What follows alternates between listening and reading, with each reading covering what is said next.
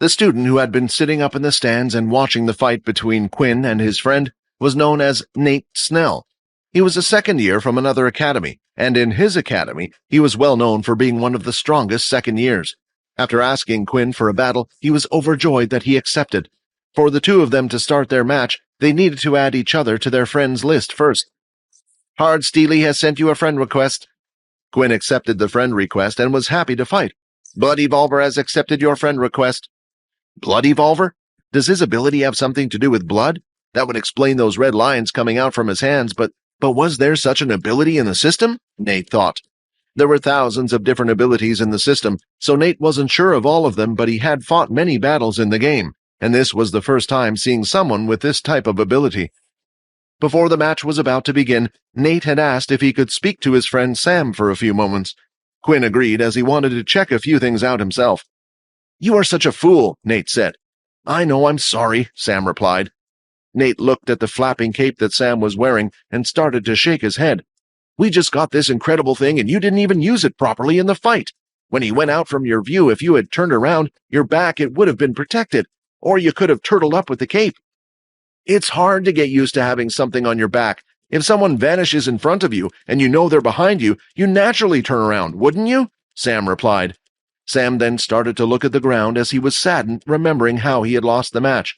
My win streak, Sam cried. Nate proceeded to pat Sam on the shoulder with pity before walking to his fighting spot. You know the deal. If I win against him, then that means I win our bet, and you'll owe me those credits. As Sam headed back to the arena stands, he was praying for Quinn to kick his friend's ass. He had lost too many bets recently and was running low on credits. 3, 2, 1, and the match had begun. Surprisingly, both of them at the same time had decided to charge in, and as soon as Quinn was within 5 meters, he threw out 2 blood swipes. Suddenly, Nat's speed dropped dramatically, his skin started to turn into a shiny material, and his footsteps were heavy. As the blood swipes reached and hit his body, the sound of metal clanging against each other was heard. For the first time when Quinn's attack had hit an opponent's body, it had done 0 damage whatsoever. The metal shine from Nate's body seemed to shift, and now was concentrated in his arm. It allowed Nate to move a lot faster and close the distance. He pushed his hand forward, and out came a long metal silver pole. It was too fast for Quinn to react, and the pole dug into his stomach and continued to push him back. Quinn then grabbed onto the pole with both hands, and using all his strength, managed to stop its momentum. Wow, looks like you're strong as well, Nate said, surprised. Not only did his opponent have a ranged attack, but seemed to have super strength now as well. Quinn was in front of him, ready to strike, but Nate remained calm and shifted the metal over his body to the exact spot where Quinn was aiming for his head. The punch landed, but Nate's head didn't even move a single inch, and again the game had recorded no such damage. Nate then grabbed Quinn's fist, and with his other hand formed the pole, whacking him to the ground. Come on, you should be better than this, Nate said.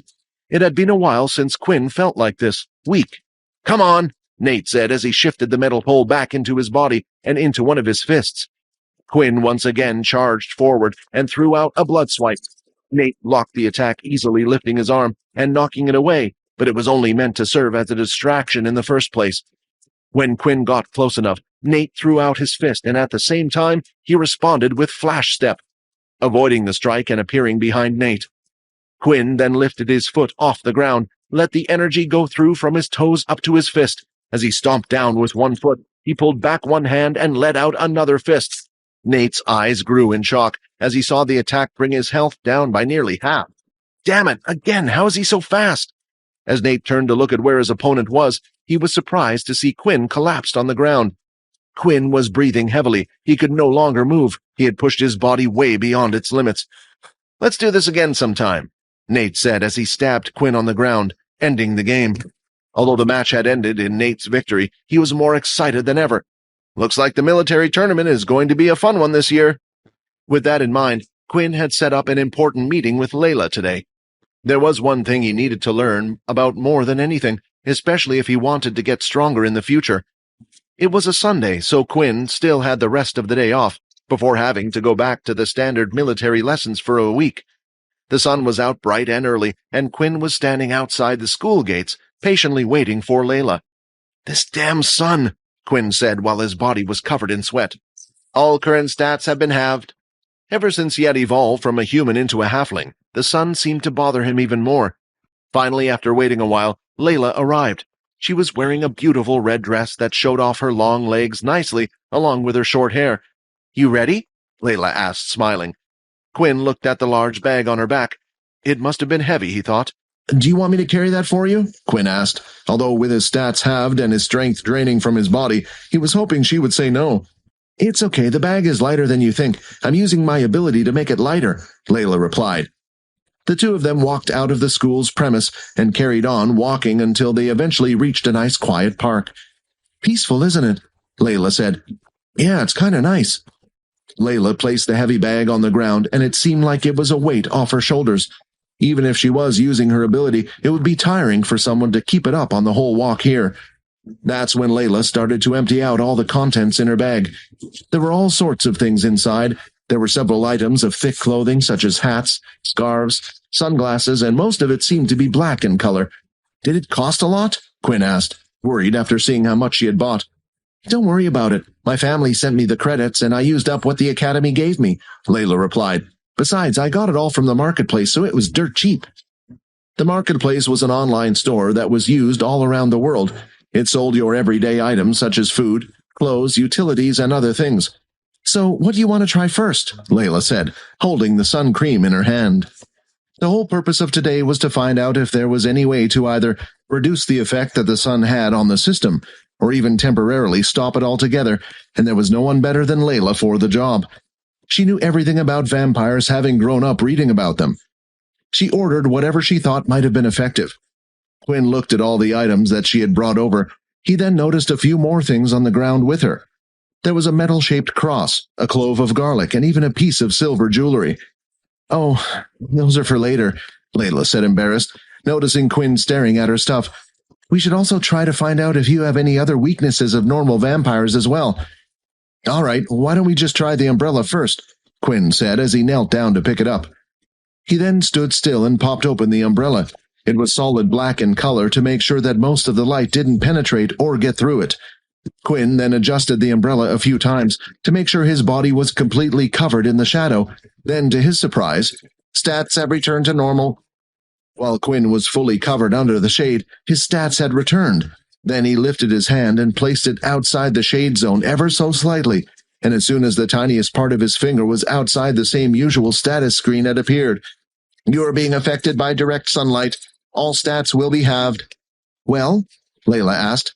"It works, but even if a little bit of my body is in the sun, then I start to feel weak." This wouldn't do. Holding the umbrella, although it would return his stats, it would be difficult to use in a fight. But at last he found out that if he just carried an umbrella with him, he would no longer feel weak. "That's a special umbrella," Layla said. "It's one used to block out the UV from the sun. Although at most it can block out about 90%, it's not perfect. To be honest, I'm surprised it worked." "Is the UV rays why I feel weak then?" "Not necessarily. I mean, vampire lore is all over the place, but these myths had to be grounded somewhere, right?" Layla then looked at the ground and picked up the sun cream. If the umbrella really worked because of the UV, then some sun cream should have some effect. Layla then walked up to Quinn, squirting some of the cream onto her hand. "You ready?" Quinn then went a little red, thinking about Layla applying the cream onto his body. Looking at Layla now out of her school uniform, he realized that she was kind of cute. After making sure everywhere she could see covered in cream, to finish it off she placed sunglasses over Quinn's eyes. "Although we can stop the UV on your eyelids, we can't on your eyeballs," Layla said. "Well, anything?" This time there was no such result. When opening up his status, the UV cream hadn't even made a little bit of impact. Quinn still felt incredibly weak, and his stats were still halved. "So it looks like it's not to do with the UV then. Although the umbrella worked, it can only block so much of the UV, and same with the cream. So I was hoping it would have some effect, but this means it's most likely some other property in the sun that we don't know about." Finally, it was time for the last test. This one Quinn was dreading the most, the clothes test. He was already sweating and feeling hot as it was, and couldn't imagine putting on a load of black clothing. First, Quinn placed a sweater over the top of his body, then a pair of black thick trousers on his feet. Instead of trainers, he changed to black boots. Then on his hand, a pair of leather black gloves. Finally, on his head, he had a large back top hat. Looking at him, Layla could barely hold in her laughter. He looked absolutely ridiculous. Breathe, Layla, she mumbled. Well, anything? No, not yet anyway. Well, we might as well try the rest. Layla then continued to place clothes onto Quinn. This time she had covered his face with a balaclava, and even where his eyes were, she had put a sleeping mask on. More hats were placed on, and now every inch of his skin was covered. Anything? No, Quinn shouted, but it sounded muffled through the clothes. Wait, it's working, Quinn said. Although the clothes had worked, Quinn was around 3 inches thick in black clothing. Well, you can't go out like that, Layla said. You couldn't move in that thing. Agreed, but at least we know that the most important thing is to stop the sun hitting me. Suddenly, a thought had entered Quinn's mind. When he had gone against Sam, he had used a cape that was able to block his blood swipe. The material was not only flexible, but strong as well. The cape was most likely made from some type of beast, from one of the portals. If Quinn could get enough of this material, maybe he could make a suit of some kind that could not only protect him from the sun, but also be strong enough to be used in combat. A smile started to appear on his face. He now couldn't wait to be transported to hunt some beasts. Hi, Quinn here. Wondering what happens next? If you want to jump the queue and unleash all episodes, click on the link here and install the Pocket FM app.